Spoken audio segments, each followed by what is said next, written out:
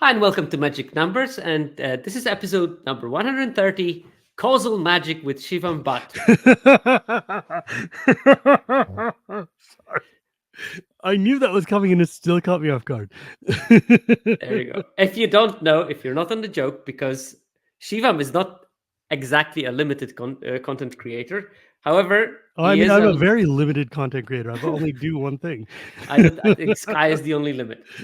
Shivam is a specialist in the casual magic, and I just flipped two letters, and all of a sudden we have causal magic with Shivam Bhatt. That's the title of one of your podcasts, one of the many podcasts that you do that include casual magic. Shivam and Wheeler do magic. Is Love that the full magic. title? Love magic. There you go. Mm, And yeah, you have also Dragonlance podcast for yeah. I have some a Dragonlance podcast called Chronicles of arcane Dragonlance. reason. Because I like Dragonlance. It's fun to talk about. You're also on the Commander Advisory Board, is it? Or the Yes, Rules the Committee? group. I am on the advisory group, so I'm not in the rules Okay. committee, but I help them make the rules. There you go. Plus, you're almost everywhere. At some stage, you were on the What's the Coverage, and definitely you're on Twitter um, multiple times again, where you are generating casual content every day, starting discussions. Um, you are the person that made me actually understand Commander, which is I still didn't play a single game of it, but I think my understanding of what Commander is all about is way richer thanks to your activity. I know that it's not a spiky format. I know that you That's not. should I let mean, people there are a do their lot of thing. spikes who play Commander. There are quite a few people who would probably be, in the grand scheme of things, happier playing a legacy tournament, but those don't exist, right? And so Commander does have places for people who want to optimize and play turbo hardcore levels. But realistically, it's a social casual format. It's not a casual as in like I'm playing dirtily draft piles, but it's casual in the we're just hanging out and there's nothing on the table but a good time, right? Exactly. But today you're in a very different role. Today you're in the Yeah. role of a student. Normally you're teaching people what to do with their Commander cards and what Ikoria Jank Common actually makes it into the Commander decks. Um, but today we're going to be looking at your drafting, and we're going to try to improve it because you contacted me, and that's a brave thing to do it live. You contacted me and told me that I am not doing that great in Bloomberg.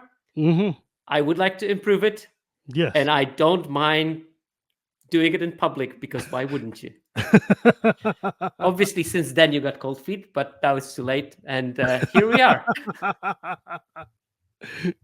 Well, I mean, like I love drafting. I draft a lot. I mean, realistically speaking, limited being draft and sealed is the most common way I play Magic.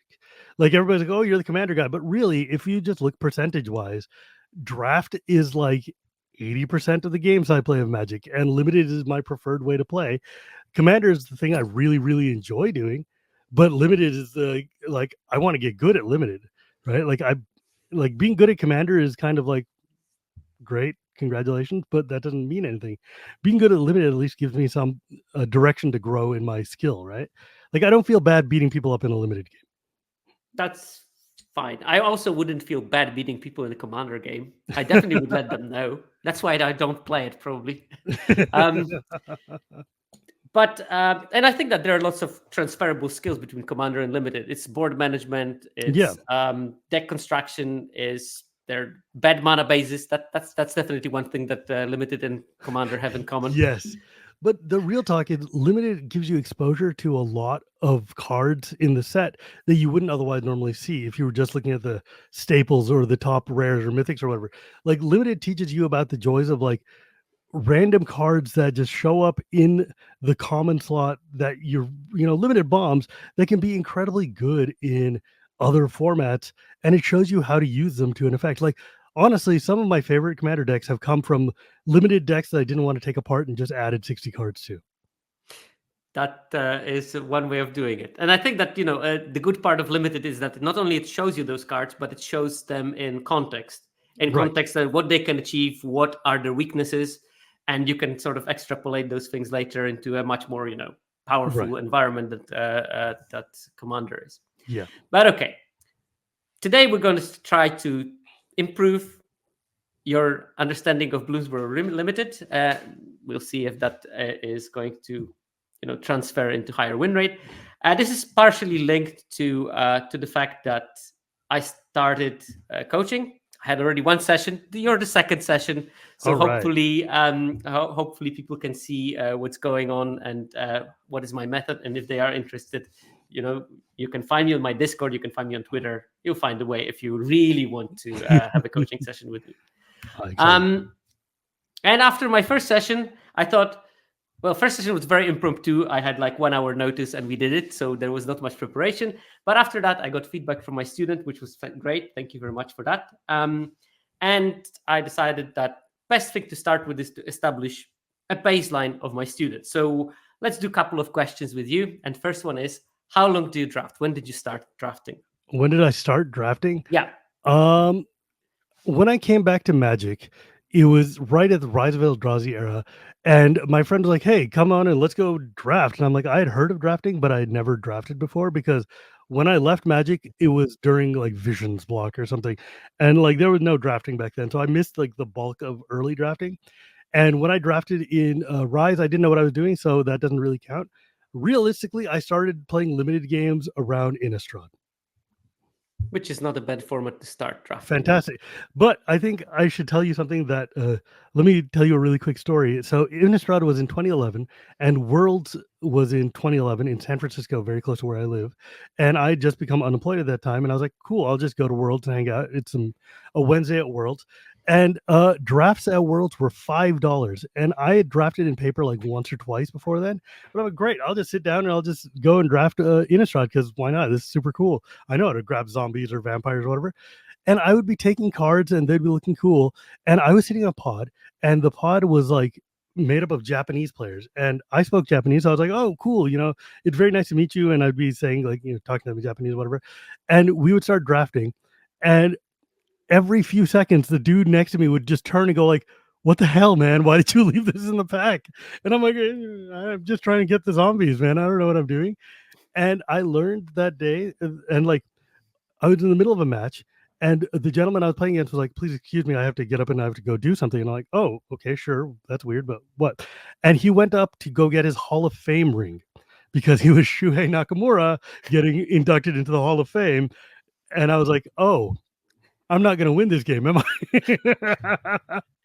I assume spoiler is you didn't. Yeah, no, I definitely did not. But it was hilarious because like, it turns out all the people who were drafting and playing sealed and stuff on a Wednesday at Worlds are like Team Finland or, Team Costa Rica or whatever, just like insanely good high level players waiting for their actual tournament to start. And I was just literally fresh off the boat, like scrub, ruining all of their drafts. I was so bad that at the end of the day, I nearly quit the game entirely. But one of my opponents sat down during like, and taught me how to build a sealed deck or how to build a limited deck. And it's like, you need 17 lands, 23 spells. You've got a good curve here. Here's how I'd build it, blah, blah, blah, blah. And that was Reed Duke when he was the Moto champion at the time at World, just playing a random side event, teaching me, a dude who just walked in the door, how to actually build a limited deck.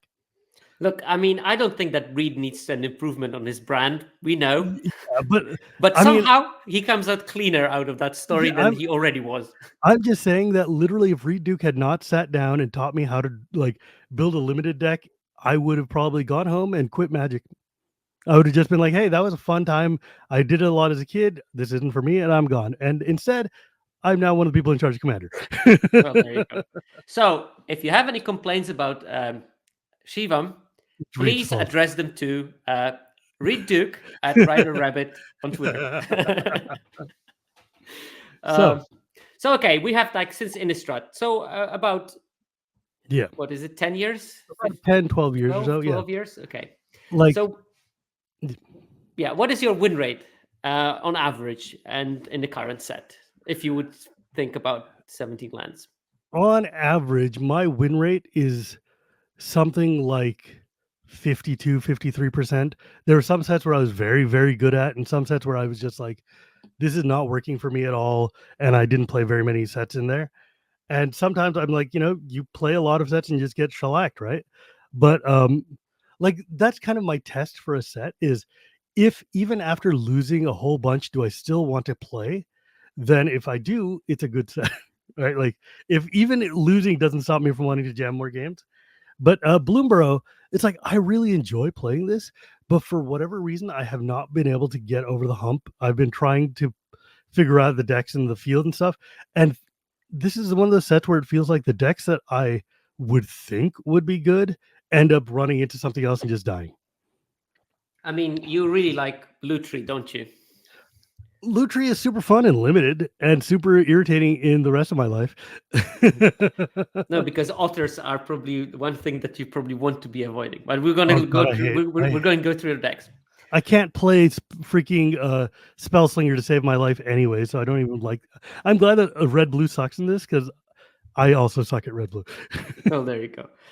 So, what do you think are your strong points as a limited player? I am very good at drafting low to the ground aggressive decks, at playing weenie decks, at being able to do play around combat tricks and win through just aggressive combat. Like green white is my happy place. Or like red green, for instance. I'm very, very good at those kinds of decks. And I am good at building synergistic limited decks. Like I'm very good at seeing which of these cards are like worthwhile to play versus not worthwhile. Um, or at least I'd like to think I am. And because my decks generally will function. Sometimes if it doesn't come through in pack three, it doesn't work, right? And you just fail. Um, but like I'd like to think that I can get a handle on a set pretty quickly. So, what do you think are your weak points then? My weak points are that there's a lot of strategies in limited that are just not things I know how to do, like playing spell slinger, for instance, or like I don't know how to play a or draft a proper control deck because I don't know how to not do things on turn 1, 2, 3, 4. Like I'm very, very bad at playing at instant speed, if that makes sense, in the sense of like knowing when to hold up my mana to cast a counter spell or whatever, but not just waste my mana. Because sometimes like the turn will pass, I don't cast a counter spell, but I didn't do anything because I didn't have anything with flash or any kind of way to capitalize on that.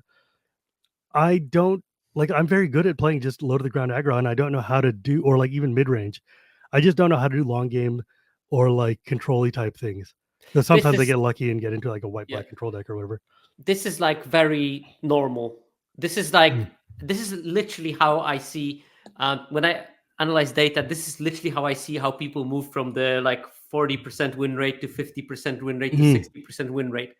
As they move on that spectrum, their ability to play instant speed spells, very often blue spells, Yeah. increases. So you actually can compare it on whole population level. When you look at the people who have average win rate of 50%, they will have a much lower win rate with blue instant cards than the difference should dictate than the 60% people. So let's say that 50% average people will have 45% win rate with the blue instant spells, and 60% win rate people will have 65% win rate with the Mm. blue instant spells. So there's like this gap increases compared to the other cards, while all those aggro cards, the especially like super powerful aggro, the down to the ground cards, there is not so much difference in win rate between the 50% win rate people and 60% win rate people. Sure. They are roughly the same, especially Mm. when you look at like some of the bombs. I like the what is the Warren something leader, That the card is rabbit that super good. makes. Yeah, there's almost no difference between great players and sort of average Well, yeah, because win that rate card players. just does the thing you need it to Exactly. do.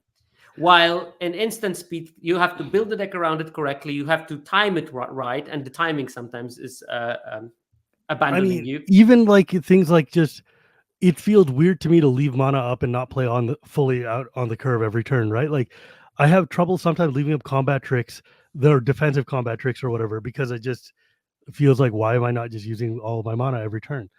Uh, because I was taught that that's the way you're supposed to do it, right? It is. I mean, it is. Again, using more mana makes you win more games. That's something I've shown with the data as well. It's like And I think another of my weaknesses is that I'm not good at figuring out like I'm very good at playing the game, but the problem is when the card quality comes in your draft, and if you're pulling the wrong cards or being led down the wrong path, then your ultimate deck is going to be bad, even if you're good at playing that stack. And I think one of the problems is like when you get deep into the pack, like the bread and butter cards, I have a hard time figuring out which of these two roughly similar cards are going to be the one that actually pushes me over. Okay, that's something to. We're going to try to see it in the drafts. So, what do you expect from coaching? Because I know that most people expect win rate improvement, but I guess that there's other aspects that you might Win want. rate improvement is one thing, but that's like also just kind of like that's on me. That's not necessarily on you. For me, what I would want out of coaching is more of an understanding of methodology and an understanding of how do I take these like lessons and apply them more broadly to the idea of limited itself. Like I want to know like the thing that separates a good drafter or a great drafter from like just an okay drafter is knowing what the 12th pick of a pack should be and like what these 1 or 2% things are. But also one of the biggest things is, especially now that every card is playable, how do you what are you cutting down to get to your 40th card instead of just playing 42 cards or whatever it is? Because if you'll notice in Blue Barrel, a lot of my early decks are just like 44, 42, whatever cards, just because I'm like, I just want to feel them out and see what's good or bad and kind of pare it down from there. But I should be able to do that before I start actually jamming. And it used to be easy because you would be able to easily tell these cards are crap that I drafted because I had to. But now it's like I can do a full draft and have 45 cards that are all fully playable in my deck, and that's not useful. No, no, you should be able to trim down. So I will Yeah. think about the cuts. Okay, so there's a couple of spectrum things because life is a spectrum. And in this case, on this spectrum, where do you think you are? Oh, I am so far on the left that I am on the other side of that first one. You're somewhere here, somewhere Yeah. here. Like it is my biggest weakness in the world that I will draft a pick one and abandoning it just feels wrong.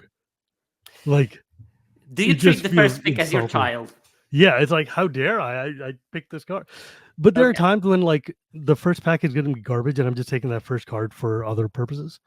But like I have a real hard time.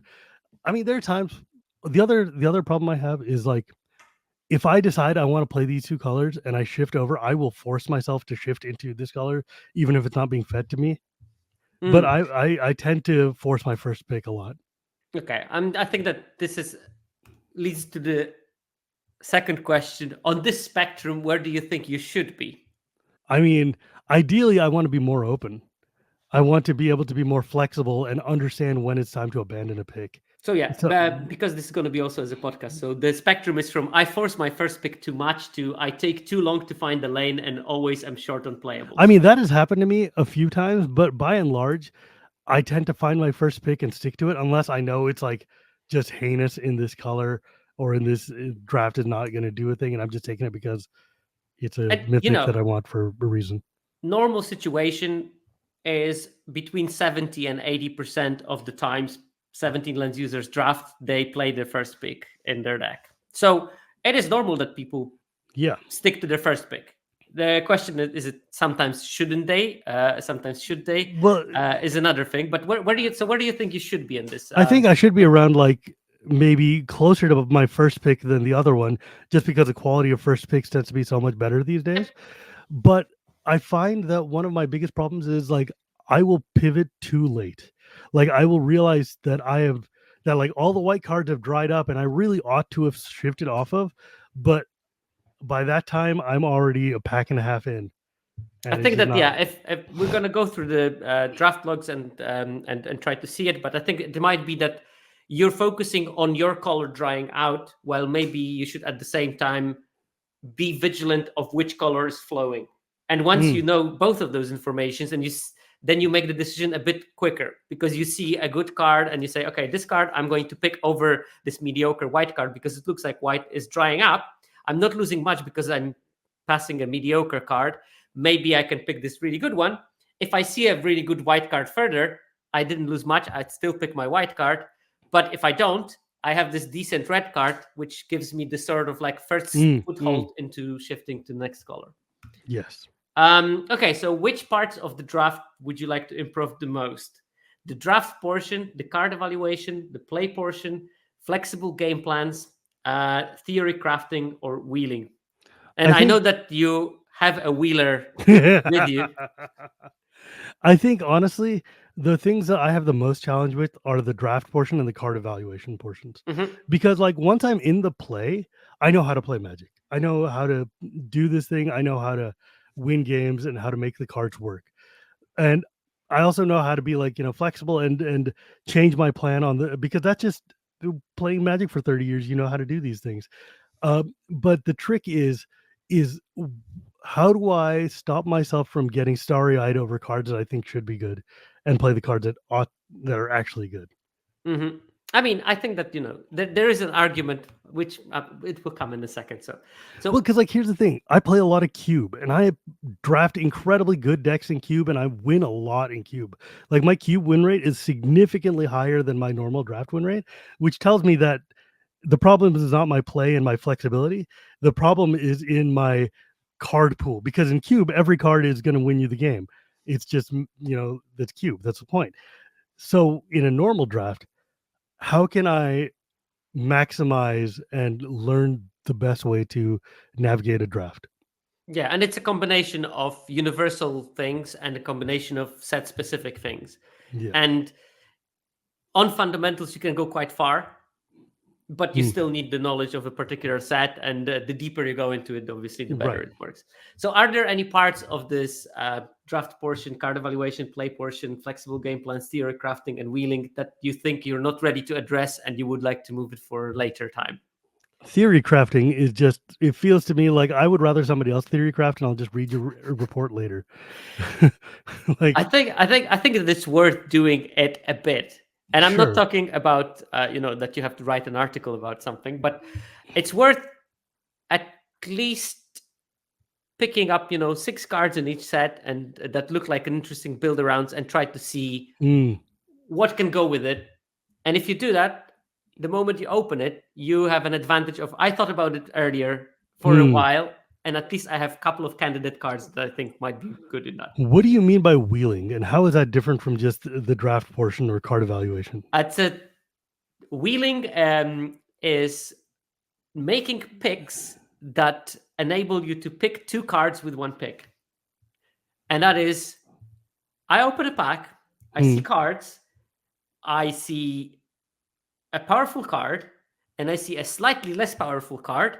But knowing the draft environment, I see a second card in the same color that works very well with this less powerful card that I sort of hope that can return to me. mm. And by that, instead of picking 1 card, I'm picking 2 cards. Or let's say You're if I have right. like 60% chance of wheeling something, I'm picking 1.6 cards versus 1 card. Therefore, the weaker card on card evaluation is actually more powerful to be a pick because it gives me the 60% chance of getting the accompanying card that will be very good for me, and the other one AKA, will give me like nothing.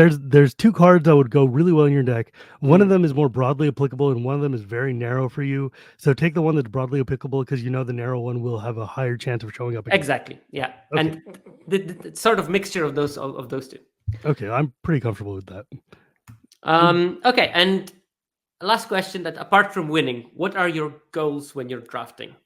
I want the deck that comes out at the other side to be playable, and that it should like that's basically it. I want to be able to have a playable deck at the other side. Like I don't want to look at my deck and be like, "Oh, how am I going to turn this pile of cards into something?" I want it to be more like, "Aha, I understand what I was doing, and this deck looks like it'll work. Whether it does or not, that's a different problem." But I want the end result to look like something that I could actually work with. And this is like something that comes from Commander, I think. No, that in Commander is the format where it's all about doing your thing, Right. and your deck will have a thing to do. And I guess that Well, it's something like that people forget about in limited is that yes, it's important to win, but it's also fun to have a deck that tries to do something. right, but even just to like, you just want to have like, because look, you're not going to win all your games, but you can you want to have the play to be fun. And more than that, there have been so many drafts where I come out and I'm like, wow, that draft did not have a direction. That draft did, it pivoted somewhere in the middle, and now I have a pile of cards that looks like somebody's chaos draft vomited onto my table. How do I make this into something that I can actually play a game with? And I want to try to avoid that situation. Okay, so with that baseline laid out very eloquently, we can actually go to your 17 lens data. Oh no. And the caveat for the audience, Shivam sent me his history of drafts. I didn't look at a single one of them. On purpose, I avoided looking at them. I see them here. There's some sealed decks. There's some Premier Draft. I didn't see a single one of them because I want to go pick by pick and try to see what I would do I also differently didn't look at and them. make some suggestions. If I knew what cards are coming, I would be biased towards Sure. giving him advice based on what I know that happens later. I don't want to do it because sometimes you make all the right picks and the draft doesn't come together because how the pack aligned. I don't want to give the impression that I'm omnisapient and that I know exactly what's going to happen because I've seen what goes on next. Since I want to look at how you draft with humans, let's look at one of the premier drafts. Sure. How about the one you just highlighted? The 5-color thing. Well, Okay. it's 5-color, but I don't think I've never played a 5-color. I think it, it just might like have had been splashes. hybrid cards that are counted Yeah, as it's like splashes hybrids or sometimes. something. Yeah. Okay. Hopefully that's big enough. Can I make it larger? The card's larger. Okay, we have this pack that you opened, and there is like Polywall up in there. There is a Patchwork Banner, Warren Elder, Daring Wave Rider, the 6-mana 4/4 Otter that manages Mhm. to Snapcaster spell from your graveyard. And there is War Leader, the 4/4 bunny that Yeah. makes more bunnies, has This offspring. card is so absurd. And you picked the War Leader. And I don't think that there is any discussion about No, I'm pretty sure I this picked particular this pick. one and I snapped it off and I didn't even look at the rest of the pack. I was just like, I've wanted to draft this card forever. I want to own this card in real life. It's like this card rules. It is something I do frequently. I see a pick, bang, done. I didn't even look through the pack, especially when I'm drafting like on the auto mode, Yeah. when I'm in bed before falling asleep or something. Which is, of course, a terrible thing because normally you should probably look at it and see, okay, what would I want to wheel from that pack? And do you have any cards that you might want to wheel? Well, because like when I look at this pack in like hindsight, I just sit there and think like, wow, this pack is just set up to make white really good later. Like Warren Elder would probably come back. I don't think Season Warren Guard is going to come back, but that doesn't seem like. I mean, I think any of the rabbits would be fantastic here, or Polywallop is a card that I would want to see come back, but I doubt would come back. I think that there is a minute chance of seasoned Warren Guard to come back, so it's not like a completely lost cause.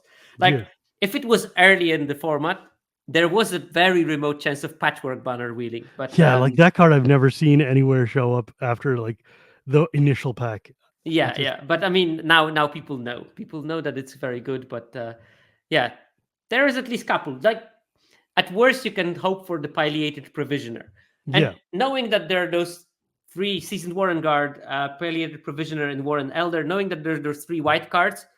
If none of them wield, on the other hand, you have like a strong signal that people are into white in this spot. So that's yeah. something that you probably want to keep in mind, even Mm. though your pick is like really worth defending because Warren War It's Leader is Warren War Leader is one of the best cards in the set. Come on. exactly. Okay, we go to the second pick, and you have And the this is where it Osteomancer immediately fell Adept. off. Osteomancer Adept as a rare. You have Bravekin Duo that you picked. Yeah. There's the Waxwayne Witness. These are the only two white cards. There's Pond Prophet. Two Splash Portals, Eddie Crab, so there's plenty of blue. There's the Right Hood Duo, the 3/2 Raccoon Mouse duo, and there's the Whisker Squill Scribe, the 2/2 mouse that can ramage if you target it. And you picked the Bravekin Duo. Yes. Because I didn't understand Osteomancer Adept at the time, and not until later. And I was like, I'm in white. White's not really a foraging color or the color that's going to generate food token to really get the most out of Osteomancer. But Bravekin, the Bravekin card, I've gotten like if I choose to go white red, that's a useful card. If I choose to go white green, it's a rabbit, so it's got some upside to it. And it just felt to me like this was. It's not. I mean, look, this is not the pick you want to make second. But given that Warren War Leader was the first card I picked, I figured this was at least a safer pick. Yeah, I think that if I would be making that pick, I would probably go with the Osteomancer Adept. based on the fact that I'm not married to my war leader. Right. I'm engaged to it. I'm not married. Yeah. Um, I think that go wide black white deck is a possibility, and I think that Abzan deck is also a possibility. Mm, Where I could play the cash grabs and therefore fuel the Osteomancer Adept. You know, sure. in a weird world, you can if you have some rummage or mill, you can actually reanimate your war leader I using it think as well. I So I think part of the problem here was that I was so tunnel visioned on wanting to play War Leader because this is a card that I was really excited to open and wanted to open since I had first seen it. So I think I didn't even think about like the possibilities beyond how can I play War Leader. the problem with both Bravekin Duo and the Waxwayne Witness is that those cards are just very Fine. below medium. Yeah. And Bravekin Duo is also not great in the rabbit archetype. It's good in the white red. Yeah. I mean, good, It's like valiant. It's passable in, fine. but no.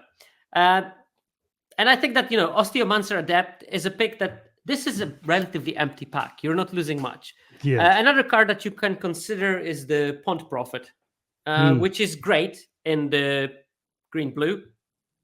Much worse outside of it, but still, it's a decent card to pick so that you keep yourself open. You can sure. sort of, if you start seeing green blue cards, Pond Prophet is something you must have in your deck if you're playing green blue. Mm, It's like the most important card in the deck. You definitely want to have one, probably 3 copies is optimum. So you might as well start picking them early. But mm, that's sort of like picking Pond Prophet is more like I'm not even engaged. We're just hanging with the War sure. leader. Osteomancer lets you keep this engaged status. Okay, we have pick 3, and there is Vine Reap Mentor, Warren Elder. There is a Sticky Tongue Sentinel, the frog that bounces. There's the Yeah, I Dire love that card. Downdraft, the thing to put your nemesis and instant in blue. There's Brambleguard Captain. That's the 2/3 mouse that gives +X+O until end of turn whenever something attacks on the beginning of combat, where X is its power. And that's That about card's it very in good. terms of other. There's like Ravine Raider, the 1 mana menace lizard. And you Yeah, picked Warren Elder. I did because I've seen Warren Elder do really good things to end games because giving all your team +1/+1, and especially when you go wide tokens. And I think at this point I was like, I would like to try to do the rabbit deck. Maybe that's where I'm gonna go because my choices here were either this Sticky Tongue Sentinel or the Brambleguard Captain, and the Sentinel was like it's a fine green card and it would help lead me into that color.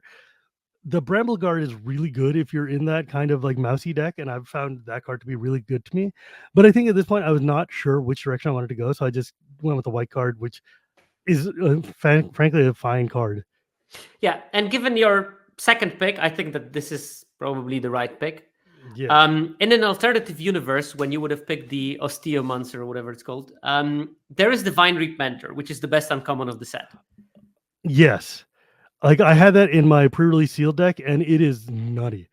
It's a Exactly. really, really strong card. So Vine Reap Mentor and the oh god, I have to go Osteomancer Adept, very good combo. So if you would pick the second pick Osteomancer, you have a third pick Vine Reap Mentor, showing you that it is pretty likely that 2 people on your side are not drafting squirrels, and you have Mm, like 2 really good squirrel cards, and you have the War Leader, which might not make the deck, but if you end up in a good squirrel deck, that's actually worth it. And obviously, if you pick the Pond Prophet, then the Sticky Tongue Sentinel also is becomes a incredibly good. consideration. But I think Yeah, it's but you can see here that I've got the less experienced player tunnel vision mm, going on. I mean, still, I think that even if you pick Pond Prophet, I still think that Warren Leader is the better pick because Warren War Leader is so much better than the Pond Prophet that you Yeah, want to have something that accompanies the sure. War Leader, and Warren Elder is a great accompanying pick. So this is definitely a correct pick. It's just that in an alternative universe where you picked the Osteomancer, that Vine Reap Mentor might have been a better one. And we're going to see through the draft if the This squirrels is were actually open. Man, you're like the ghost of Christmas past showing me all the errors I've made in my life. Okay, we have pick 4. Yeah. And This in the pack pack we have sucked. there are some white cards in here. There is Jolly Gerbils, the gift draw a card thing. Whenever you Useless. gift, you draw a card. There's Star Charter, a 3/1 bat that when you gain life, you can get a creature card with power 3 or less from the From top here. 4 cards of your library and put it in your hand.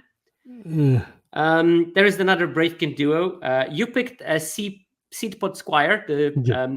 3 Azorius hybrid free flyer that whenever it attacks target creature you control without flying gets +1/+1 until end of turn. Yep.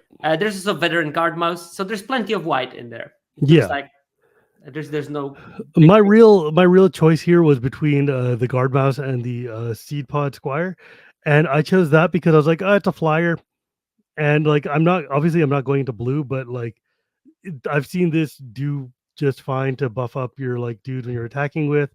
Most of the white cards and the green cards and stuff are on the floor and they're not flying. So I was like, whatever. It's a fine, just mid tier card. It's not gonna end Mm. anything. And nothing in this pack spoke to me for any other direction. They all the cards here suck, really. Okay, so I will try to sell you on another card in this pack. Hit me, So please. first of all, my problem with the Seedpod Squire is that it's got very average numbers, Yeah. and the only place where it's like half decent is actually red-white decks, Mm, because that ability that gives +1/+1 targets, sure. which is great for the Valiant mechanic. I want to sell you potentially on the Jolly Gerbils. Please, because I've looked at this card and I'm like, this card sucks. I can't imagine wanting to play it ever. So there are a couple of cards. So first of all, so far you are having Warren Elder and Warren Warleader. You are, without picking a single green card, you're slightly leaning towards white green. That's Sure. your slight preference, should be, because I think that the synergies between those cards are much better in white green than in any other color pair. Yeah. White green has a couple of good cards that it will be happy playing. One of them being the Crumb and Get It. Mm, That's the combat trick. +2/+2. You can gift. I never sure. remember what you gift, but You get your probably dude gets indestructible or something like that. yeah, exactly. But you gift, so the Jolly Gerbils would trigger. You actively want Crumb and Get It. There is also the Longstock The Brawl, fight one. the fight spell that you gift and get a +1/+1 counter, and you give them a fish. Okay, that's fair. That's fair. And there are a couple of other cards here and there at higher rarities that we want you to gift.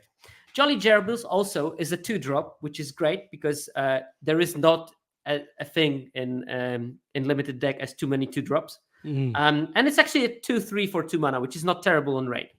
sure. So I think that this one would be a slightly better pick in here because you can sort of think of the longer strategy of cards that may come in the future, and that you will actually bump up a bit in your evaluation later.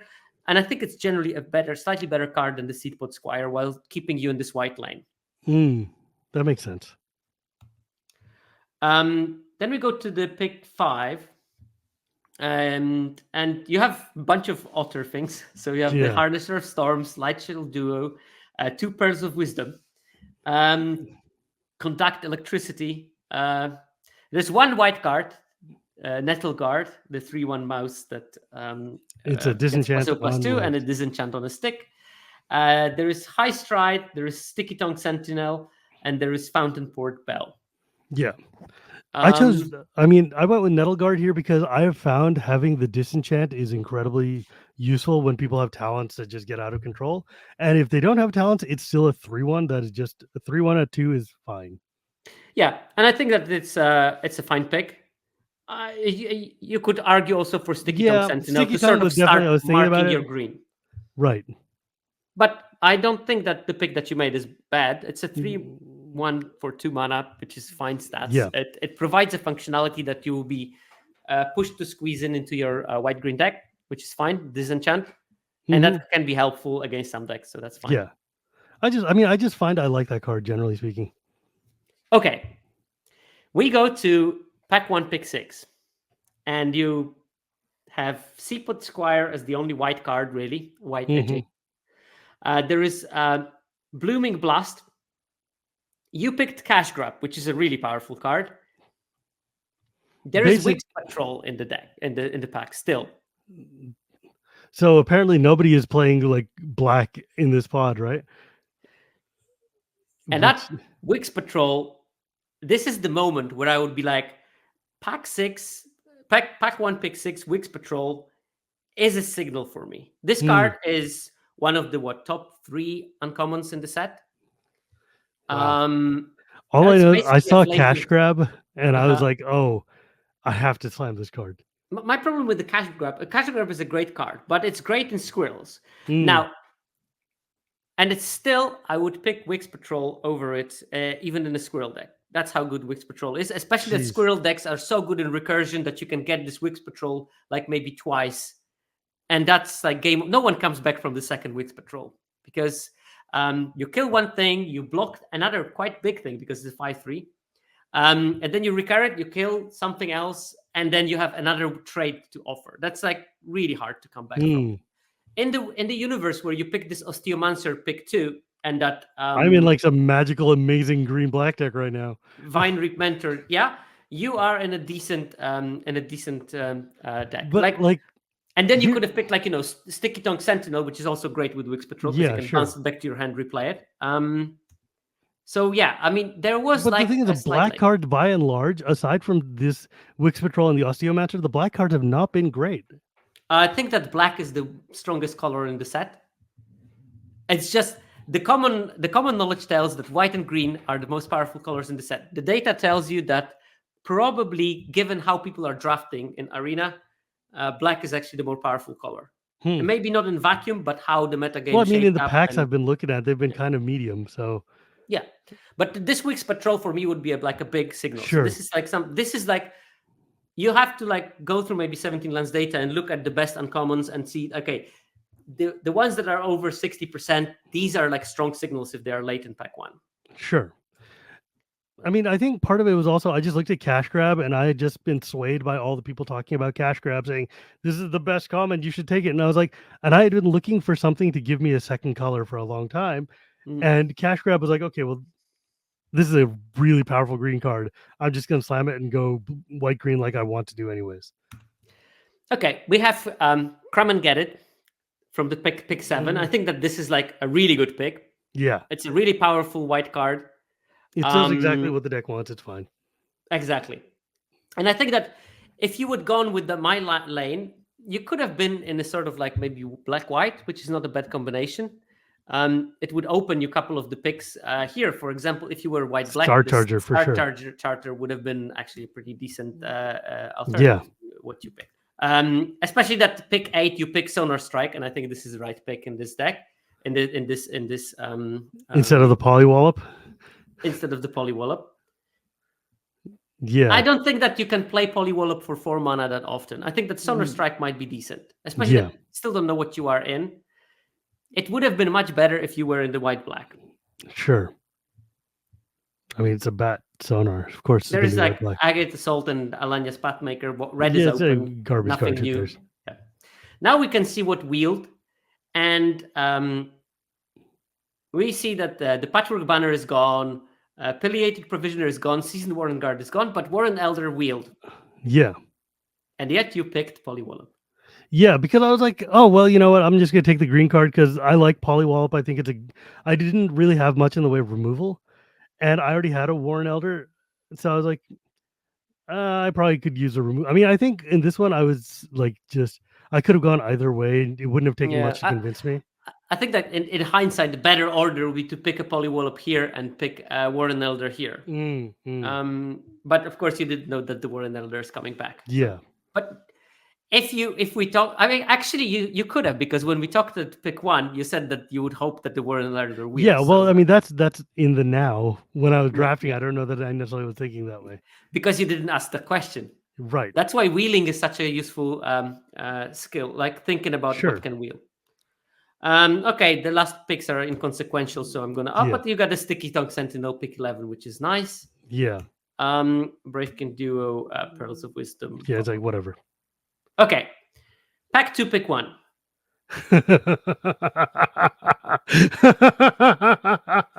Arguably, there are no good white cards. There's Life Duo, which is great. Yeah, Life Read Duo is great, but like there was nothing here except for a Ygritte Eater of All, and I was like, I looked at this card and I'm telling you, I was angry because I was like, oh god, I love Yigra. This card rules. I would have been in black green in a heartbeat if I'd thought about it. If I hadn't been like, blinded by the war leader or whatever. And I was like, can I splash this? Maybe I could splash this. And then you see, lesson from there, you can be married. You don't get married to your first pick, you just get engaged. Hmm. And if you have that mentality, all of a sudden you probably would have picked this.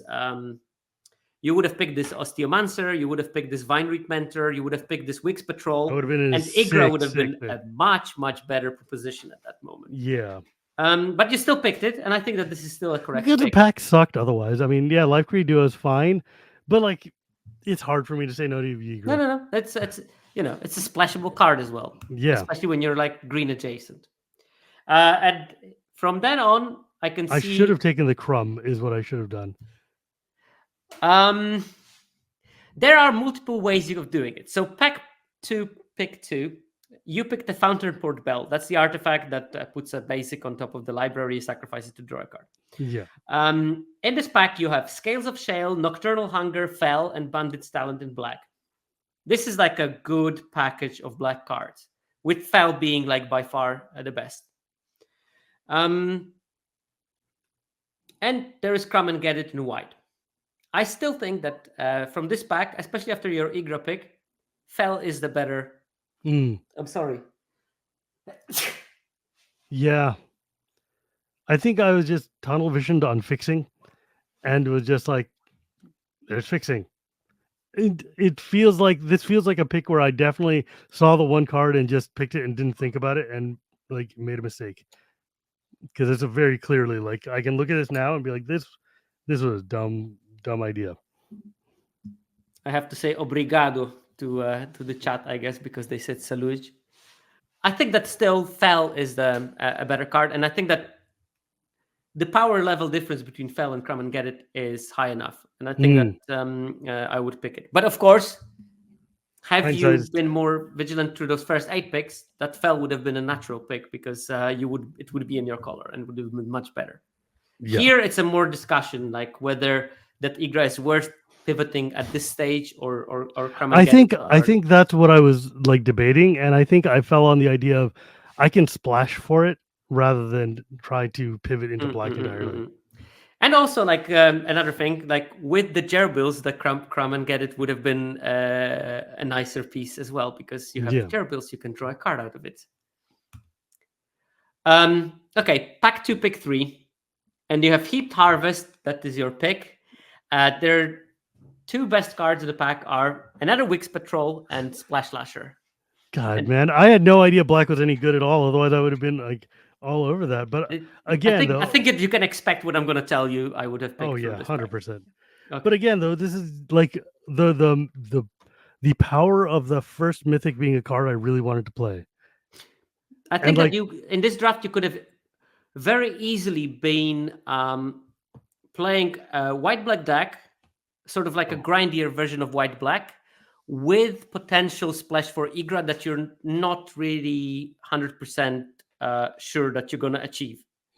It would very likely depend if you would have picked this pack 2, pick 2 Fell. It would depend if you wheel this Fountain Port Bell, which is quite likely that will happen. Sure. I mean, we won't know now because you picked it, but this card wheels quite regularly. So if it wheels and maybe you get one more piece of fixing, then you can probably play the Igra on a splash. Because you're on a grindy deck, and grindy decks draw a lot of cards, which means that they will get to their splashing fixing in the end. Okay, pack 2, pick 4, you pick Intrepid Rabbit. And this is like definitely the pick. That's this card best rules. white common, probably. Most universal one. Great card. There is also Uncharted Haven to note if you are into splashing. Yeah, I looked at that, but I was also like, Intrepid Rabbit does what I want to do. Rabbit is so much better. This is more like looking if the Haven can wheel. Pack 2, pick 5. There's Crumb and Get It. There is Rabbit Response, and there is Head of the Homestead that you pick. Yeah. And I think that at this stage, yes, this is the pick. Right, but I'm looking at like, wow, black really is just like there's a really good black deck just being handed to people. Yeah. Oh, you're a culprit. You're the one that's handing it. Oh, I know. Pack 2, pick 6. There is Dew Why did I Drop take this Cure, card? Feather of Flight, Crumb and Get It, Sonar Strike, and you picked the Sun Shower Druid. I don't know why I did that. I think I just was like, I need a 1-drop, and I don't know why I thought that. Then you have 2 1-drops. Yeah, I feel like Um, this is a pick that I've just completely whiffed. yeah, no, this is This is like this is just not. bad. Sometimes when you go to the middle of the draft, those things happen. Yeah. I think that yeah, No, there's nothing. in There's no your lane, defensing it. probably This was that just bad. Feather of Flight looks like something that you might Yeah, be like any interested. of these other cards would have been better. Another Crumb and Get It would have been genius. Why did I take this one? Pack 2, pick 7, and there is Lupin Flower Village. There is Life Grid Duo. There is also Tree Guard Duo, the 3/4 that gives I something plus love X Tree resist and Guard vigilance. Duo. It's a great card, and for your current deck, so that's a good pick for you. If you were in the white-black lane, Life Grid Duo would be probably the Oh pick. yeah, easy. Rapid response comes back in pick 8, which I was happy about because that's like leads in the direction that my deck wants to go in. I think that this is actually a decent pick. There is also Head of the Homestead in the pack. Yeah, and but there's having the Druid 2 of the of those Space. is not great. You can have 2, but I think that you want to have that rapid response functionality in the deck, Yeah. and this is the right moment to catch. Exactly. then- You pick up another Sunshower Druid, so now you're definitely good on the 1-drops. Yeah. But there's nothing else in this pack, so No, that's it's fine. just like some whatevers. Veteran Guard Mouse. You decided it's enough of Sunshower Druids. 2 I is was a like, it's a charm. body. It's fine. There's Hidden Grotto. That's for splashing Igra, Yeah. I guess. Fine. Life Grid Duo Wheels. That's showing you how open the Bhatt archetype is. And you got another rapid response Yeah. as the last pick. So maybe that Head of the Homestead was the pick That's because weird. you got a rapid response from somewhere else. I didn't think it would wheel that far, but Oh well, sometimes happens. So pack 3, pick 1. There is not much in green and white. There is a rapid response. There is a rare in white, the Whiskervale Forerunner. That's the mouse payoff. When you target it, you can reveal a creature with mana value 3 or less from top 5 cards this time, just to confuse you and have a different number every single time. This is like the side effect of them fine-tuning the card power. yeah, right. Look at the top 6, 4, 5, 3 cards Look of your at library. the top arbitrary end Give them a card. fish, treasure, food, slash card. Yep. And all in the same set. I mean, this card felt like it was fine. It synergized more or less with what I was doing, but it's not Yeah, great. you have some ways of targeting it. That's Yeah. fine. You have some good 3-drop creatures like Intrepid Rabbit to Exactly. get. You have Warren Elder here, Nettle Guard. The Bravekin. You are a bit short on like quality 2 and 3 drops. That's the thing that you want to improve in this pack. That if I would be looking at my plan for the game. But there's not much. There is Consumed by Greed if you were playing black. Just saying. God, I'm gonna go back and throw away all my drafts and start over in black. Okay, here we have 3/3 Root Weaver you picked. That's the 2 mana 1/3 that adds mana of any color. Yes. I don't think I would have made that pick. I think I would have gone with the Jackdaw Savior, honestly. You think? Because I thought about that and I'm like, maybe, but I've played that card in other decks before and it just hasn't functioned for me. And I have a personal bias towards Llanowar Elf type creatures. Like Monodorks are my bread and butter card, so I have a hard time, especially in this where I'm like, oh, you know what? I want to try to play Ygra, so I'm gonna grab the Monodork to be able to make sure that happens. I mean, yes, it's not the most defensible pick. There's certainly better cards in here, but it's the emotional pick that I would have made. I think that this is like you also have the Bark Knuckle Boxer, which is a really good card. It's really good in almost every green archetype. I'm so stuck in my what would have been a white-black deck that I don't even notice the good green cards by now. I think that there is a general tendency in Limited of people putting ramp creatures way too often when they shouldn't be there. Because I believe that. in Constructed, ramping is powerful because you ramp into Shieldred. You ramp into, I don't know, the thing that mills 20 and gives you 5 Vitalis or something. That's what you ramp in Constructed or in Commander to. But Yeah. in Limited, you ramp into a derpy 4-drop. Okay, in your case, you have one really constructed Yeah, I have a quality couple of creature. good Cool, derpy 4 drops, thank but you. that's one of them. That's one of them. But you're right. I Otherwise, you're mean, going to I be. think that my personal bias is just coming through. Like I'm looking like it's interesting going through this pack with you, actually going through the draft, like in hindsight, because I can obviously very clearly see the far better green black deck that's been passed around or the white black deck that's going around. And even like in picks like this where I know that I would grab the monodork because I just love monodorks. But yeah, you're right. Having a like a 3/1 flyer or whatever is just a better card. Like it just seems it fits the slot I need, and it like Yigra is still kind of this weird dream, not necessarily like a realistic draw here. So I can, but at the same time, it's like it's a mono rock, and it's so easy to be swayed by the hot shiny mythic that you got. That you're like, oh, I got to try to play it. Like you can see the last 3 picks I made or whatever were like fountain the things that would help me splash a black card. It's Yeah, yeah, and but it's like I can see yeah, that but now. this is good to realize that, and Yeah.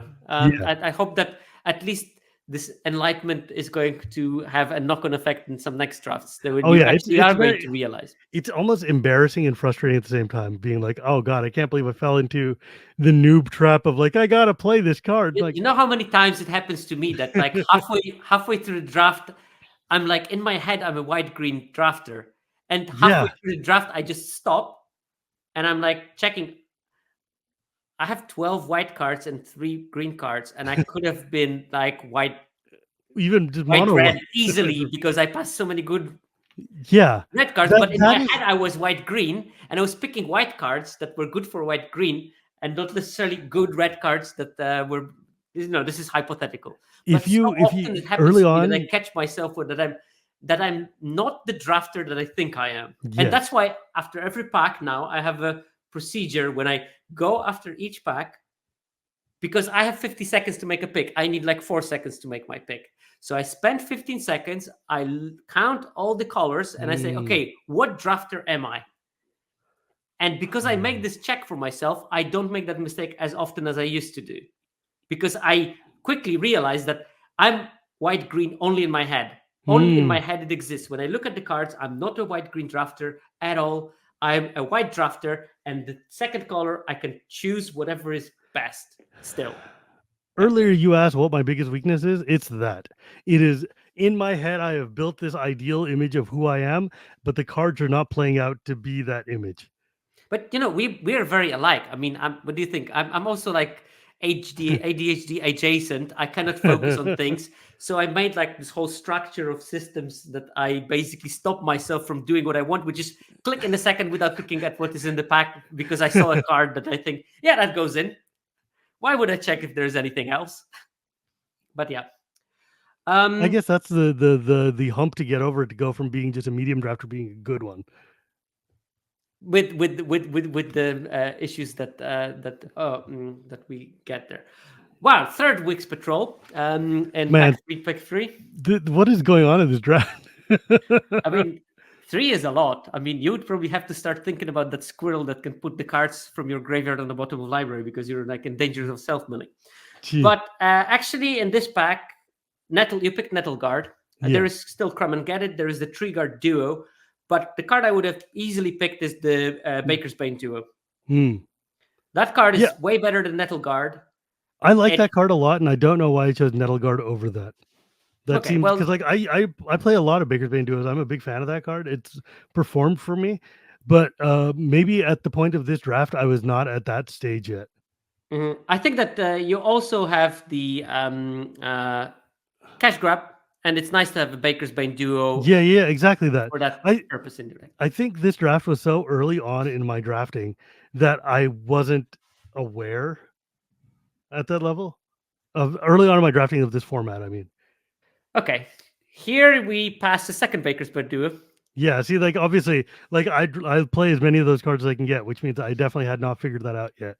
The pack is relatively empty. There's Waxwing Witness, and you picked Paw Patch Formation, the sort of disenchant slash, It or makes not up even food. disenchant, that only destroys enchantments, Yeah, and but is I mean or a those are creature with talents. flying, or draw a card and create a food.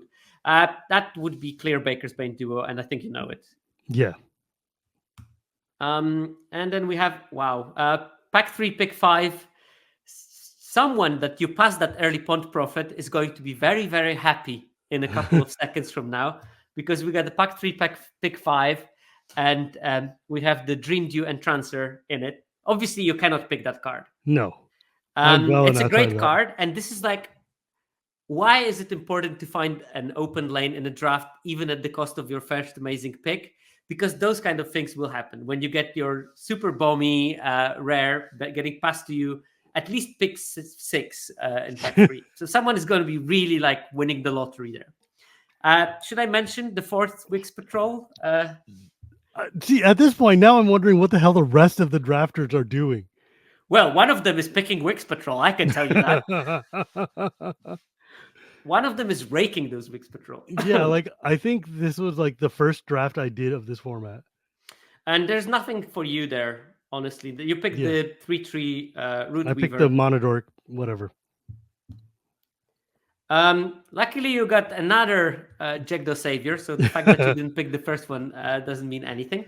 Are you sure that I shouldn't have gone for the 4th Nettle Guard? I think that you're good on Nettle Guard, but there is also Uncharted Haven if your Igra Dream Yeah. is there, but I guess it's not there. Jegdo Savior is a good pick here. Yeah. Having 2 is nice because when one dies, the second it triggers twice. Pack 3, pick 7. There is the Short Bow, Crumb and Get It, and Moonrise Cleric, and Sticky Rogue Sentinel. You picked the Moonrise Cleric. Like you can tell that this is definitely early because A, I didn't take like the 38 crumbs that came by, and B, I didn't take Sticky Tongue Sentinel, which is just like such a sick card. Which would be a much better pick in this. But I think I love that card. Moonrise Cleric should stay in the black-white decks. True to its the card does nothing. I don't even colors. know why I would have picked it. You have Nettle Guard, and there was a Builder's Talent in there. Also, 3 Sentinels.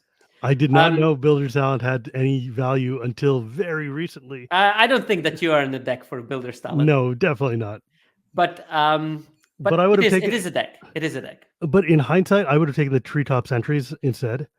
Just also works with it works with a couple of things. Yeah, just a much better and card. I think that have you done the draft in the right order, you would have had enough 2 drops, so that 4 drop would have been probably fine. It works with Cash Grab. It works with, with 2 Baker's Bane duos. It's easy to forage if you have 2 Baker's Bane duos. It would have been a much better pick if you would have picked the green cards, even if you would stay in the white-green lane. Sure. And you pick the Sticky Tongue Sentinel. This is sort of, to me, telling that you abandoned the Igra plan.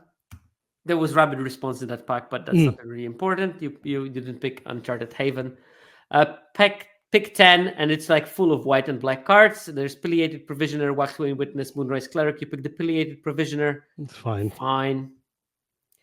You got a like super late trigger duo. Yeah, that card rules. I don't know what it's doing at the very end of the pack. Mind Whisker Light, that's a great card, but not interesting in any way or form to you. Light Shield Duo, playable, but not interesting to you at all. And you end up with the deck. So a couple of things with this deck. I think it failed in opening any carrot cakes, which is pretty important. Yeah, I was really disappointed. Like this deck, you could see what I wanted, and you could see what the packs were giving me, and it felt to me like there were other people trying to draft this rabbits as well. Because like I didn't open any carrot cakes. I didn't get any of the other like good utility cards for this.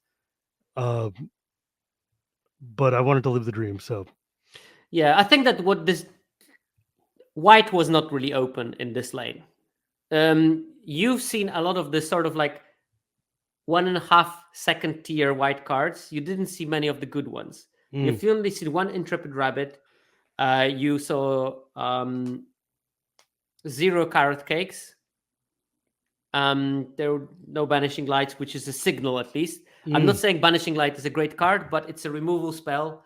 Seeing it later on Arena means that white is more likely open than not, because people pick removal very highly. So the fact that you didn't see it may mean that that it was not fully open. I'm just going to quickly go to the 17 lands card data and just go for the white commons. White rarity common to see for myself. Yeah, in terms of how highly the things are picked, Banishing Light is the highest picked white Right. card. Intrepid Rabbit is the second highest. Carrot Cake is a bit lower, but probably much higher now than it was. So out of the top 3 commons, in terms of how people pick them, you've seen 1 copy. That's like That's very bad. suggests white was not as open as you would want it, judging by your first pick. And that's unlucky, I mean, it's just like people around you opened good white cards also in pack Right. 1, and they sort of isolated your war and war leader. I think that black was very open. Yeah, and you obviously it could have- was. and you could have noticed it. Again, it was early in the format, so but I think that the most important takeaway from you from this session is just don't get Stuff. married to your first pick, get engaged to your first pick, but be open to alternatives. I'm not saying you should be promiscuous. I'm just saying be open to alternatives. So would you have pivoted off of that initial osteomancer? Because think about it, that's that's pick 1 and pick 2, right? Like pick 1 is like obviously a hyper bomb mythic. Pick 2 being like a very good rare in a color that doesn't necessarily support that mythic. How do you make that mentality that says like, oh, you know what, this card is also equally good, I should just keep my lanes open? Because that's a mentality that I don't think I have. So I think that if I would be navigating this draft, I would do the first 3 picks as I told you. So Warren Elder, then I would go for the Osteomancer, then I would go for the Vine Reap Mentor. And then there were a couple of good white picks, so I would go back to white, and then I would pick this Wix Patrol. And I think that green was not open enough for either drafting the squirrels or drafting the rabbits. So I would probably end up in the sort of consensus white-black grindy deck. And yeah, I think that's where I would end up in this particular lane. I don't know how good the deck would have been, the end result, because of course, after 8 picks, it doesn't make any sense speculating any further. But there definitely was plenty of material that would be good in that deck. There were a bunch of Sonar Strikes, bunch of Life Creep duos that keep me alive till this late game. I will have a couple of bombs. I have those Wix Patrols. I would probably prioritize some kind of recursion to use that mill from Wix Patrol to my benefit. And hopefully that would have been, like a decent deck. Man, I want you to sit and I want to do a draft and have you just sit over my shoulder and we could talk about it, because this is just like, it feels like, because I can see exactly what happened in this draft. What happened in this draft is I am a white-green drafter, and I wanted to draft white-green because I really like the way it is in this format. Because I played it in sealed, it's worked really well, and I picked the best white-green card as my rare. So I forced it. That's what happened in this, is that I forced white-green. I didn't look at any of the other cards. I just took black out of the equation entirely, except for Yigro, which I knew was good because it had been the card that won me the pre-release. And I was like, this card is a bomb. I should just take it. And like, yeah, in hindsight, I can exactly 100% see where every step went wrong in this deck. Because like this deck ended up being like 2-3. It's like fine, but it sucks. And like you could see where the tunnel vision of habit kicked in and dragged me off what could have been a very good other deck. Yeah, and nothing lost, nothing gained. The whole point of the coaching session is to give you at least an aha moment where you can you can get an actionable advice for the next draft. I think that one thing that you can take out from this is also understanding that black is not a weak color in this format, and that it actually is. There is like, and this is my soapbox moment, because I bloody hate it. So much of our understanding of limited, of like the, if you were asked the common man on the street, what is the best color in the format, he would have probably told me to go somewhere else because he doesn't know what I'm talking about. But a common man that plays Magic, if you would ask on the street, I'm pretty sure it would be either white green or green black. Mm. And that what is the best color? I would probably hear green or white. Um, and actually, this is true for week one probably. I don't think it's true right now Mm. because like best highest win rate deck is probably Rakdos right now. Rakdos won't come together every draft. It needs specific conditions, but when it does, it's probably the strongest deck right now because red is so open. So often you will get like those busted red cards super late, Mm. and all the black cards that Rakdos wants are the cards that no one else wants. So like the Cindering Cutthroat or something. Yeah. Green black is still very strong. White black is still very strong. But actually, I got a message from Eduardo Shaigalik today that he looked at the data from Arena Open from the weekend, and actually Selesnya, Orzhov, and Golgari were in bottom 4 of the win rate on Arena Open. Really? Because when people that know what's going on start drafting on the pods, all of a sudden the metagame changes dramatically. Like, this is something I try to preach as I do my seminars. The difference in power level between colors is not that large. You start overdrafting green, all of a sudden black becomes the best color. You start overdrafting black, all of a sudden red becomes the best color. You start overdrafting red, all of a sudden blue becomes the best color. So all Sure. those things are in context while people want an answer, yeah, green is the best color. Well, in week one, it was the best color. In week two, it was not. It was black. And I would have to check the current data because I didn't do the update because I knew that I'm going to have a coaching Sure. episode. So I'm not going to give the format update. But probably there was some movement. Maybe white is the strongest color right now because it all depends on how highly people pick the important cards for those colors. And if you get pick 7 mixed patrols, black is going to be very strong. Yeah, that's never going to happen again. It's probably not going to happen this week, but it still means that the black cards have enough power to be the strongest color in the set, depending on the circumstances, which means that I'm looking at averages. If you look at the pod and your pod doesn't pick mixed patrols, black is probably going to be the strongest color in that pod for you.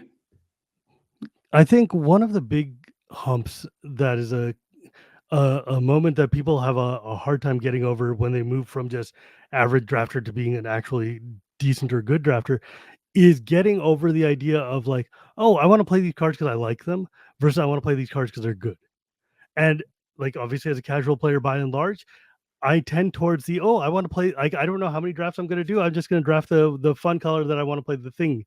But then when you're like, oh, I want to actually get better, you have to start being able to set aside your personal preferences and start going for the things that will actually help you perform, right? And I think that is one of the like biggest challenges. Like, I didn't even look at black because I just, by and large, I don't like playing black cards. Sometimes I do. Sometimes they're really cool, but like the idea of playing white green is so exciting to me that it is very difficult to break out of that mold to be like, wait a second, that is that what I should be playing, or is that what I want to play? And is that what these cards are giving me, or is that what I'm forcing them to give me? So And I like, think, I yeah, think that you have a very good point, but I think that it's not 100% how you describe it. I think that there are the stupid memes with an IQ bell curve, where mm, basically both people on the sides say the same thing, while the person in the middle just makes a long, elaborate yeah, speech contrary to what the people on both sides of the curve say. So, like the super intelligent and yeah, sure, below average, they will say the same. And I think it's similar in here. It's like when you start drafting, you say, I want to draft white green, and you draft white green. And then, if you become like this mid-level kind of grinder, you draft cards that are powerful. But if you cross that hump and you move to a certain level of drafting skill, you can go back to, I'm drafting this card because I like it. This is what we were talking before we started recording about Sam Black, is that Sam will pick cards that no one else wants because he wants to play them, because he wants to make loops. and it's fine because he can. And this is like this trap of this middle development, where you just don't have the skills yet to play exactly what you want. Hmm. So you limit yourself into drafting what is good. But I think that mixture of the approaches is very healthy for you as a limited player when you know which cards are good, but you also know what you want to be doing, and you also know when you can't do it, Hmm. because that way you can stay happy, because very often you will be able to do what you're doing, but you also be happier because if you know how to recognize when you shouldn't be doing what you want to be doing, you're not going to get frustrated that you tried to do the thing that you wanted and then you didn't get to. Hmm. And I think that this is a healthy, you should have your personal preferences and you should chase them. You should just work a bit harder on understanding when it's a no-go. Sure. And Like, here, that was a yeah. good case where you could have gone half the way. When you could have gone half the way into a white black deck that would still do the go white shenanigans, and it's very good in doing that. While at the same time having a high card quality, and you wouldn't have to play like lower quality cards. Hmm. Yeah, that makes sense. All right. Well, I hope it was useful for you. We can skip the gameplay part because I know that you're on a tight deadline. And surprisingly, recording with Shivam, there were many tangents. Who could have predicted it? But I will go back to the share screen. Come on, to the slides we had. Um, we have the questions. We have the answer. I forced my first pick too much. On the, where do you think you are? We watched your draft and we sort of came to the conclusion that yes, and hopefully, was it any useful for you to watch through this draft and to reanalyze it in both in terms of understanding Bloomborough and understanding your own struggles with drafting? I mean, I think it was because like it showed me that I really do get tunnel visioned and that I really do get focused into, oh, I want this specific thing to work, even to the detriment of the rest of the draft. In hindsight, like what I need to be doing is I need to be more patient and actually looking at the rest of the pack and reevaluating. And I mean, it's easy to say things like I need to be ready to throw my first pick away, but like when you're in a draft, you're doing the emotional thing, right? And it's like I don't know. It's I think it's gonna take a lot of practice and habit for me to Yeah, learn to be able to draft in a more complicated way. I mean, try to imagine other life situations where you're advising people as a spiritual leader, aren't you? And you definitely will have moments when you will tell people that they're clinging to something that they should let go. Because at a certain moment, clinging to a thing is starting to look an incy bit pathetic. Just think of what you tell to those people that cling to something. What advice would you give them? And then substitute those people with yourself and your bomb rare that you first picked. And give yourself the same advice that you would give to them. Would that help? If you truly love it, let it wheel. If it came back to you, it was meant to be. That's the way.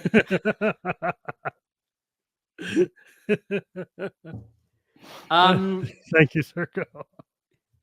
So, did you feel that this coaching session would improve any of the aspects that are mentioned here? The draft portion, card evaluation, I wheeling. th- I think just like in a commander game, in a commander deck building, where handing your deck to a friend and having them go through and like force you to justify your card inclusions helps you make a better deck.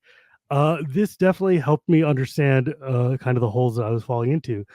I think it would be interesting, if like further coaching sessions, I would want to like actually try to walk through like I don't know a quick draft or something and just like be able to see like okay, this is what I want to pick, and then you're like, well, this is what we should be doing, and then I would try to justify it to myself or understand where we're going from.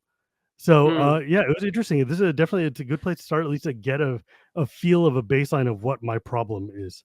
So, for what I'm planning for my actual coaching, 17 Lands has this mock draft option. Mm.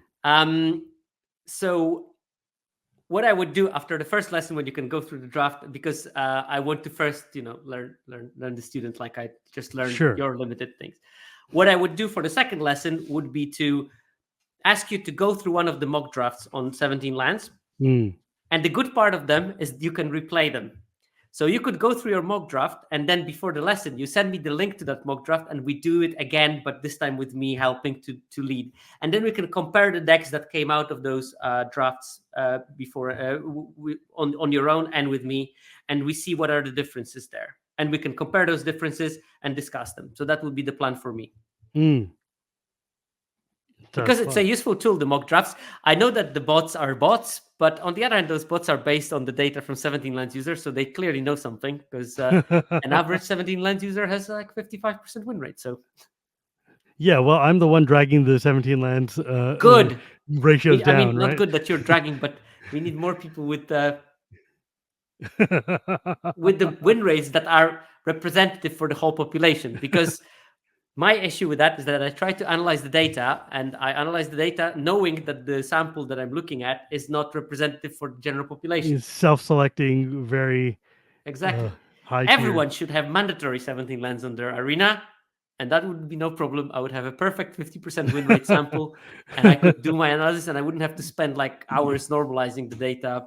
So is that the data analyst version of Magical Christmas Land? Yeah, it would be. Having a perfect 50% data. I was thinking more like Stalinism, to force people to do whatever I want, but it can be Magical Christmas Land. It's like, you have 17 lands or else. It's the gulag with you, where you're going to draft triple Ixalan for the rest of your life. Oh God, no, please. Triple Ikoria. How about that proposition? Old companion rule. Triple Ikoria, I liked a lot, though. I played a lot of it. And yeah, okay, if you weren't drafting cycling, you weren't winning, but that's not the point. I could still do mutate. It was fun. You could win. You could win without drafting cycling easily in that format. I was very good at Ikoria. I played a lot of Ikoria. I listened to your episode with Wheeler, and it was great. Ikoria is one of my favorite sets of all time. Limited chaff cards that were mentioned, like Escape Protocol, right? Oh yeah, great. More of that things. So this is my segue towards where can we find you, Shivam? Where can we listen to your where words? Where can't you find me? You can find me at Casual Magic, which comes out every Tuesday, or at youtube.com. And you can find me on Shivam and Wheeler Love Magic, which comes out every other Monday. And at my Chronicles of Dragonlance podcast, which comes out once a month on the first day of the month. And you can see me on Twitter 25 hours a day, 8 days a week, because I am a problem. But yeah, I don't know. Thank you so much. I really do. I really appreciate this. Limited is one of my favorite things to do, and it's something I really want to get better at. Well, hopefully you improved a bit and you understand Bloomsboro better. My personal request, is there any physical chance that Shivam and Wheeler Love Magic could be released on Friday this week? Because I have I have to go to the airport in London, which is a 6-hour drive, and my plane is at 6 in the morning, and I will drive through the night. I would like something to listen to. We literally just recorded next week's episode today. So moments before I even got on here, we just finished Dominaria Part 1. So maybe I'll send you an MP3. Spoiler, because you didn't tell me what the next set is going to be. Now I know. That's the set I came back to. Magic, yeah, but do you really want to listen to 2 hours of us talking about every commander in the set? I listened to every episode. Thank you. There's 44 of them, and not all of them are good. But yeah, Dominaria, one of my favorite sets of all time. So yeah, maybe I'll send you an advanced copy. That would be great. My car would love it, because I have 6 hours driving. I have to be at the airport at 3 a.m. How far? It's going to be fun. 6 hours away. That's like the other side of England. Well, I'm in Cornwall. That's like the tail of the dragon when you look at it. Yeah, you're like deep in Wales somewhere. I mean, just to give it the impression, the place pretty close to me is called Land's End. And there's a good reason why it's called Land's End. Because it's literally the end of the planet. There's water. Yeah, the next land is somewhere in the Caribbean, I guess. Awesome, man. But okay, it's been an absolute pleasure to have you. Thank you so much. It was delightful. Thank you very much for volunteering to that. I know it's not an easy thing to get exposed like that, but